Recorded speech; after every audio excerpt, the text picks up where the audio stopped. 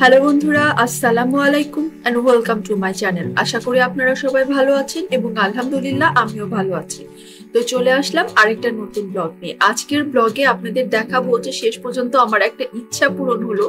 যদিও বলতে একটু লজ্জা লাগছে যে এতদিন ধরে মেট্রো রেল চালু হলো কিন্তু এখন পর্যন্ত একবারও উঠিনি। আসলে মেট্রো রেলের কোনো যাতায়াত পড়ে না, তো সেজন্য ওঠা হয় না। তবে সেদিনকার কোনো কিছু চিন্তা না করে আমি আর আমার ভাই শুধু মেট্রো রেলে ওঠার জন্য চলে গেলাম ধানমন্ডি থেকে, ধানমন্ডি না, ফার্মগেট থেকে ঢাকা ভার্সিটি পর্যন্ত যাব। জাস্ট শুধু মেট্রো রেলে ওঠার জন্যই আমাদের এতটুকু যাত্রা। তো চলুন তাহলে মেট্রো রেল থেকে ঘুরে আসা যাক। তার আগে দেখে আসা যাক মেট্রো রেলের কার্ড তৈরি করতে কি কি লাগে। ভাইয়া, আপনি একটু বলবেন যে আমি যদি কার্ড করতে চাই, কার্ডের জন্য আমার কত টাকা করে লাগবে? সর্বনিম্ন 400 টাকা, 200 টাকা ব্যালেন্স লাগবে, কিছু টাকা যেমন থাকবে 400 টাকা। চাইলে বেশি নিতে পারবেন।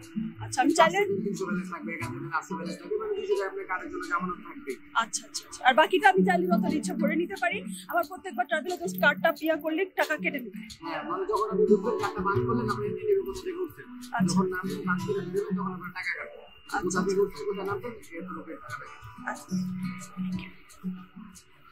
সো ফার্মগেট থেকে ঢাকা ভার্সিটির টিকিট ছিল 20 টাকা করে। এটা হয়তো অনেকেই জানেন, যারা জানেন না তাদের জন্য বলে দিচ্ছি। মানে আমার মতো যদি কেউ থাকেন যারা এখনো ওঠেননি তাদের কাজে লেগে থাকবে, সেজন্যই বলে দিচ্ছি। ফার্মগেট থেকে ঢাকা ভার্সিটির টিকিট ছিল 20 টাকা।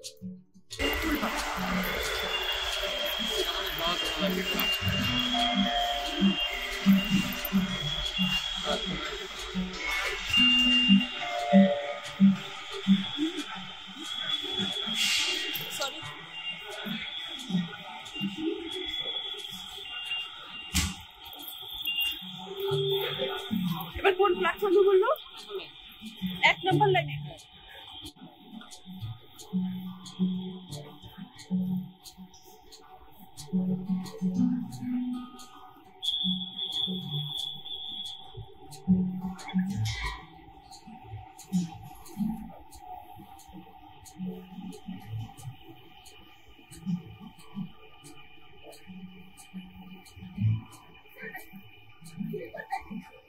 সেই খুশি খুশি ভেতরেতে উঠলাম। বাপরে বাপ, ভেতরে উঠে মনে হচ্ছিল যে আজকে কিছু একটা রেখে আমি ভেতর থেকে বের হবো। কিছু একটা রেখে মানে কোনো জিনিস না, মনে হচ্ছিল যে হাত পা মাথা চোখ নাক কান কিছু একটা রেখে এখান থেকে বের হতে হবে।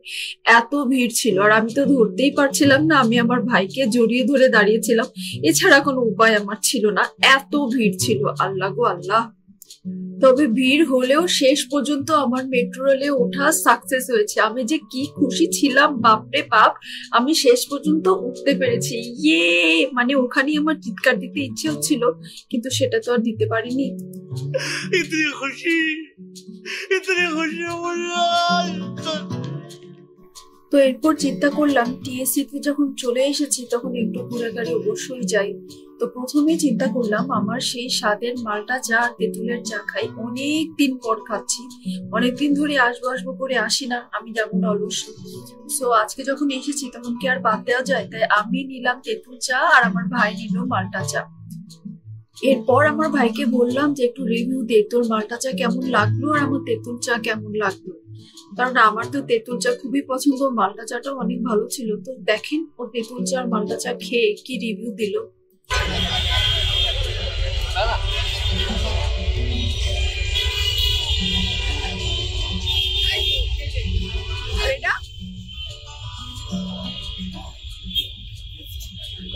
মানে ওর তেঁতুল চায়ের রিয়াকশন ছিল একদমই ভালো না, আর মালটা চা এমন রিয়াকশন ছিল যেন খেয়ে জানটা জুড়ায় গেল। আর এরপর খেলাম চিকেন পাকোড়া, সেও বহুত দিন পর। আর এরপর দুই ভাই বোন আইসক্রিম খেতে খেতে শাহবাগের রাস্তা দিয়ে হেঁটে যেতে লাগলাম। হাঁটতে হাঁটতে দেখলাম রাস্তার এই পাশে অনেক সুন্দর সুন্দর গলার সেট, মালা টালা অনেক কিছু পাওয়া যাচ্ছিল। আর ছেলেদেরও অনেক ভালো ভালো গলার মালা ছিল। আমার ভাই তো দেখেই আটকে গেল। আমি বলি আল্লাহ গো আল্লাহ, এত দূর আসলাম, এখন না এর জন্য আবার টাকা খরচ হয়। তাও ছিল 300 টাকার কাঠের মালা। আমি বলি শালার মাথা খারাপ নাকি?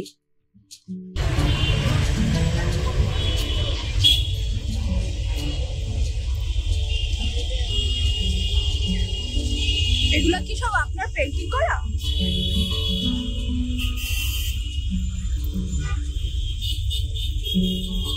কেমন প্রাইস এক একটার? 500 টাকা। এগুলো 500 টাকা করে, মানে এরকম যে নকশি কাঁথা পেন যেগুলো সবগুলো 500 টাকা করে। আচ্ছা, আর এই যে পোর্ট্রেট কিরকম আঁকাতে কেমন নেন?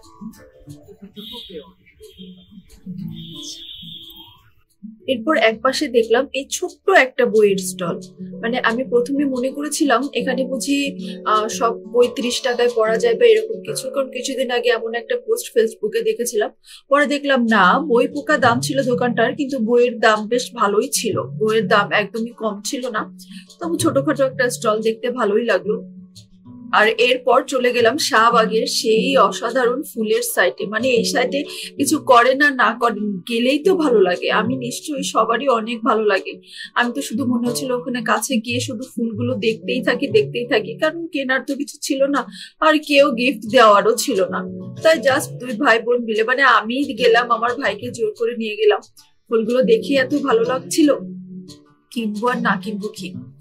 তাও কিছু দামাদামি করলাম, পরে দেখলাম না থাক, শুধু শুধু এত দাম দিয়ে কিনে কি করবো, এমনি চলে এলাম, কেউ তো আর দিবে না ফুল। এই তো এভাবে করতে করতেই তারপর সামনে বাসের জন্য চলে গেলাম, এবং বাসে করে দুই ভাই বোন বাস চলে আসলাম। তো এই ছিল আমার মেট্রো রেল দিয়ে ঢাকা ভার্সিটি ঘুরে আসার একটা গল্প। আজকের ভিডিওটি যদি ভালো লেগে থাকে তাহলে একটা লাইক দিতে কিন্তু ভুলবেন না। যারা এখনো আমার চ্যানেলটি সাবস্ক্রাইব এন্ড শেয়ার করেননি, প্লিজ আজকে আমার চ্যানেলটি সাবস্ক্রাইব করে এবং শেয়ার করে আমার সাথেই থাকবেন। আমার পরিবারের জন্য দোয়া করবেন, নিজের পরিবারের খেয়াল রাখবেন। আল্লাহ হাফেজ।